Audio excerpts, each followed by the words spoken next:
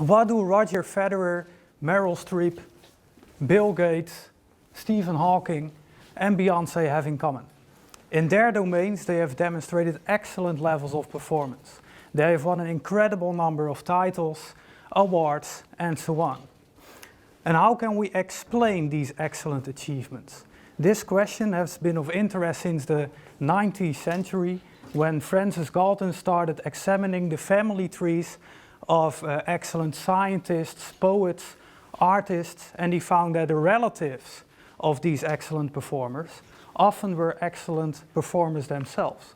So he concluded that probably the underlying key to excellence is heredity or genetic endowment.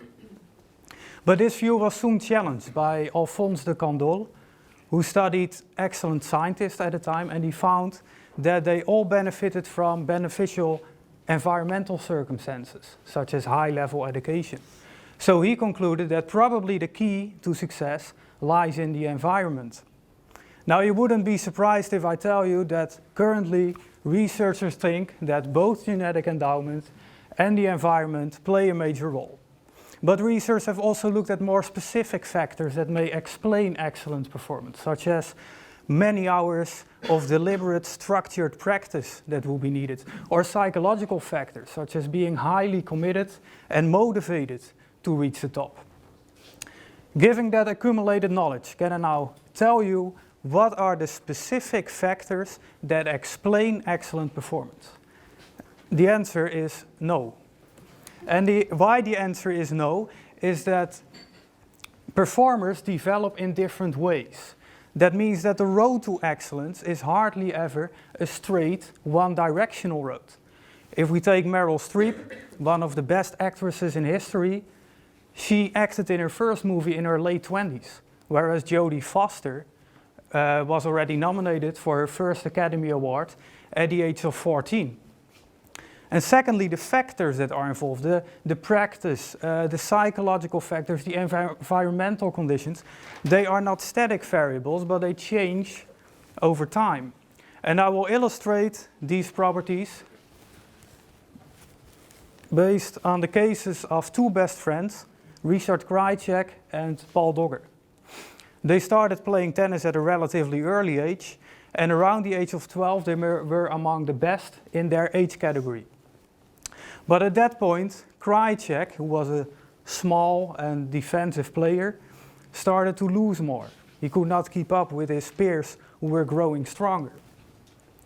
But then also Krajicek started to grow, and together with his coach, he decided to change his defensive playing style to a more attacking playing style. Sometimes that went well, sometimes it didn't, but around the age of 16, things started to fall into place. He reached the national top, he entered the international circuit, and around the age of 24, at the age of 24, he achieved something that no Dutch tennis player ever achieved. He won Wimbledon. Now let's turn to his best friend, Paul Dogger.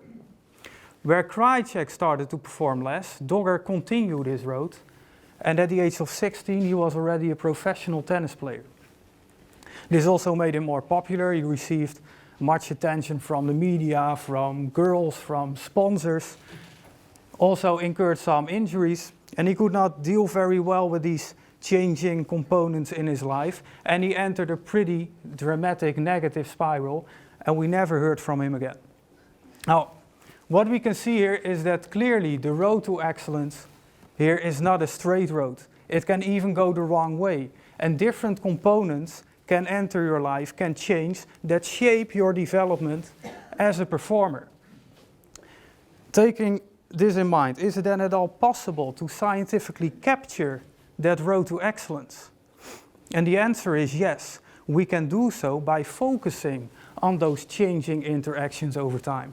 More specifically, we can do so by looking at the road to excellence from a dynamic network perspective, which means that the ability is one component in the network, including a genetic endowment parameter, but it is directly and indirectly related to other components, such as practice, such as environmental support from the coach, from the parents, commitment. Next to that, the connections can be positive, such as a coach that stimulates your ability. They may also be negative, such as other interests, attention from the media that compete with your time and energy to improve yourself. So, excellent ability development grows out of such networks. And here you can see a simulation of an actual individual developing excellence over time. And this simulation corresponds to this graph, where the black line is the ability development over time, and the other lines are the other factors, such as parental support, commitment, and practice. But as I already told you, each individual may develop differently.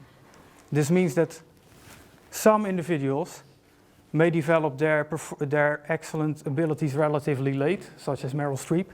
Others may develop it relatively early, but it may disappear after some time, such as Paul Dogger. And all such kind of patterns naturally emerge from these dynamic network models, which means that the underlying key to the road to excellence does not reside in one or a few specific factors, such as practice, but rather in how those factors interact and change over time in the form of individual dynamic network structures.